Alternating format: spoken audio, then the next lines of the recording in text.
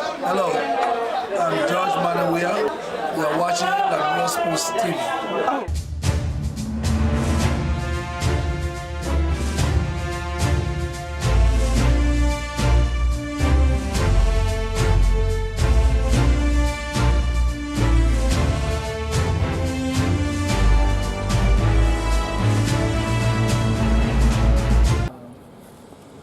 Viewers, welcome to Liberia Sports TV. In this second edition, or our next season edition, we are privileged to have a very important person in our studio set. We are coming to you live from the ATS Stadium in Monrovia. We have a very big person in our midst, and today we're going to be talking to that person a lot about a very big team in Liberia. The team is one of the oldest. No other team. When you come back from this commercial break, you're going to find everything we're talking about. Stay, go for a commercial break.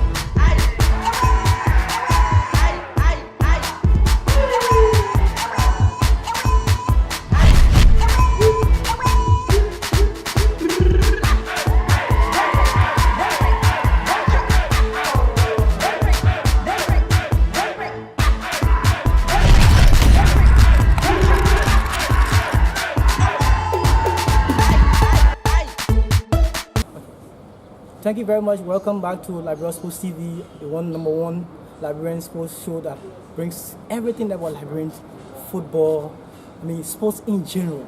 Today we are privileged to have in-house one of the newest, I think he's the newest on the block because he's taken over from one of the biggest teams in Liberia since 1943. It's no other team but the mighty Invincible 11. Invincible 11 is one of the biggest teams in Liberia that produce big players in Liberia. You know, out there you've been part of the IE family. Stick and stay, we're going to tell you more about the new administration, what the promising package for the IE fans, the team as an institution, and what has he brought to revolutionize sports in Liberia in terms of the football industry. In our studio now we have no other person but Mr. Sekou Keita.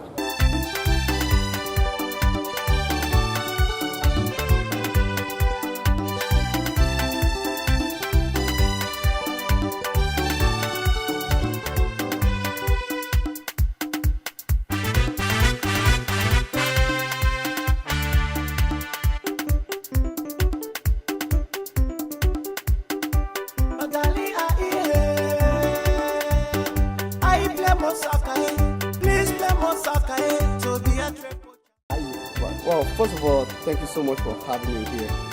It's always a good time to be in Liberia. It's always great to actually be home.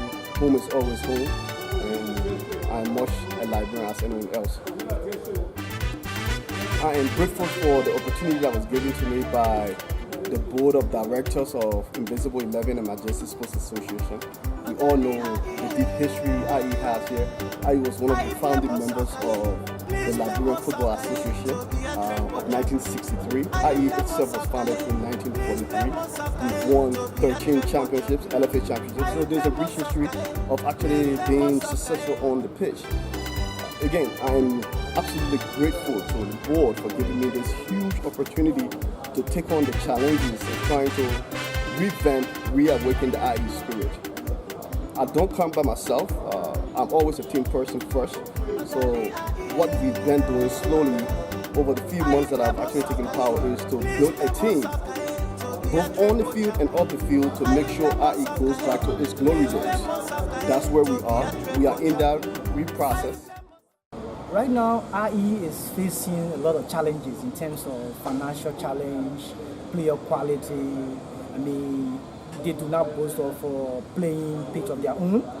What are you coming? I mean, these are all. It may be a long-term plan, but we're looking at your short-term plan that you're bringing that people can see these deliverables easily to revamp IE as a Question. I was appointed back in April of 2017 with the mandate of trying to save the team from relegation. At that time, we were dead last on the table. We had played 11 games. We had won one and tied one, so we had a total of 4 points. The immediate mandate there was, look, try to save the team from relegation. To do that, we looked at the playing staff. We dropped 8 players. We signed 9 new players. We brought 4 from Guinea. Those guys really actually helped to get IE to the level they were when the season ended. We tied with a team like Lstv, who actually won the championship. We beat FC Fasil, who was top 3 in the table, I believe. We've made significant progresses on the field as far as changing the team. It's also, I believe, a technical director at BYC as well. Those changes off the field, on the field, has helped us to put us in the place that we actually are now. Part of the process also is to change the administration. We've brought in some very, very good people who are professional in their crafts. We brought in Sam Bernard, who's our Secretary General. We brought in Sam Herring, who's our Financial Secretary, to promote accountability and transparency of funds that we hope we'll actually be able to raise. Then we started adding people to the board. We still have Dr. Eugene Shannon, who's been instrumental, who was actually instrumental in getting me there. We brought someone like Ian Yab. We have Ophelia Ha. So we're putting a good group of people together. Short-term plans, we've been able to stabilize the team. Yes, most of the people that we've talked to try to generate funds, people tell us, look, you guys don't have people that we can trust. If we give you $5, what do you do with the $5? Can you show us accountability? Can you show us receipt? We've brought in good people to actually be able to take with that. Now, going forward, what we've asked people to do, come around the team. We've asked the older players, come around the team, help us bring the spirit back. When we were younger, you had people like Boy Charles, the Papi Small, playing. And we actually look forward to seeing these guys on the field. So now, if they come around, the younger generation will know that the older players care about them. It's also a form of mentorship. That's what we're trying to establish as well. Older players must learn how to actually give back to the organization that gave them so much. Do you think the election of President-elect President George Weah, who has had a very long spell? Like most people, I believe Mr. Weah was elected with about 6 stations. You don't want to put too many expectations on the president, have him deliver in a very short period of time. It will be unfair. Yes, I believe he will have an impact. One of the reasons why I say that is because in 2015, when I actually came on board to be part of the team, when I was living in the States, I did talk to him several times. We exchanged emails, and he told me, look, Sekou, you can't help IE the way you want to help IE by being in the States. Find a way to come home. And that's exactly what I did. I came home, we did talk, he had his ideas. When I came back in April, unfortunately, he was obviously running for the presidential post. It was a very, very crucial time. It was a crucial time for his organization to see if they can go ahead and actually win this. So we didn't meet, but we have been in contact. He's willing to help. I know that he will absolutely help, but again, you don't want to set too many expectations. Again, there are other areas of the government that he needs to focus on. We look at the economy, we look at education, we look at security, we look at food production. Those are other areas he first needs to concentrate on. Eventually, we will get to sport. But it's upon us, the administrators, the other stakeholders in football, to get our act together so when he comes around, we can tell him, look, this is what we've been able to do. What are your ideas for us to reach to that next level? He has the contacts, he has the know-how, he has the personality, he has the agenda. But we have to fix our house first. And that's not just for IE, it's for Barrow, It's for everybody else. It's for the LFA as well. It's for Ministry of Youth and Sport. So Opon could take $10 million now and throw it at the LFA and say, go ahead and run with it and do this. But if we don't have the right people, if we don't have the right policies, the right structure in place, that money will actually go to waste. So my aim is not to rush to him now to have him do for IE. I want to be able to be in the position to say, look, we've done this, we've done that. How can you help us grow? So no false expectations. Again, it's a new government. New people are going to be in place. Let them understand the gravity and the importance of what they are doing. Eventually, I believe we all will sit at the table and talk different stakeholders, government as well. It's something that he mentioned, I believe, the first 2 days after he was elected as president. So he said that, he's not going to forget about sport. So the sport arena, we are all excited. Absolutely, we have to be excited. But again, expectations have to be lowered, and expectations have to be carefully played out. We can't expect him to do too much in such a very, very short time. It's unfair. We shouldn't say because he's a sports guy, so the entire burden is actually on him. What about previous administrators? It's not right. So for us, we will fix ourselves. That's what we're doing now. We're reaching out to our fan club.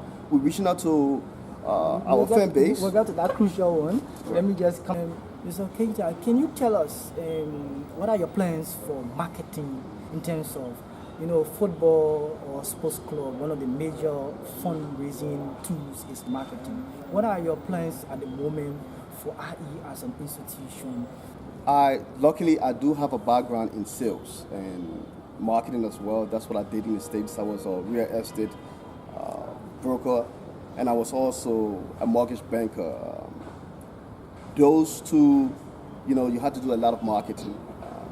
So some of the immediate things we've actually done to be visible to not just Liberians, but everyone outside. We created our social media pages. We are currently building our website, invincible11.com.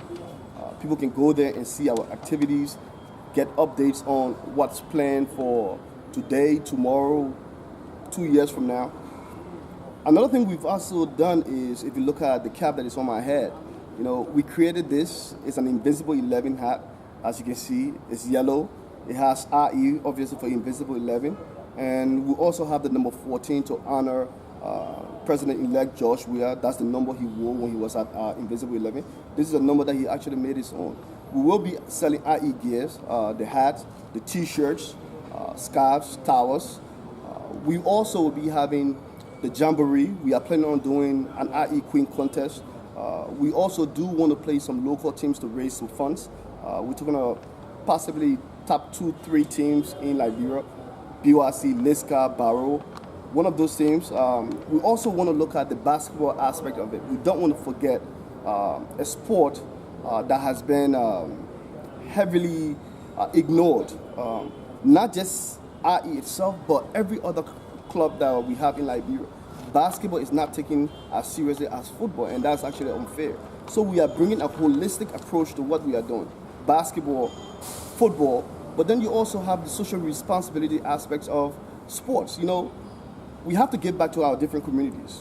We have to find ways to reconcile our society through sports. His games being broadcasted. So there are a lot of things that have to be involved. It's just not playing on the field. Again, you have the social responsibility. We have to give back to the community.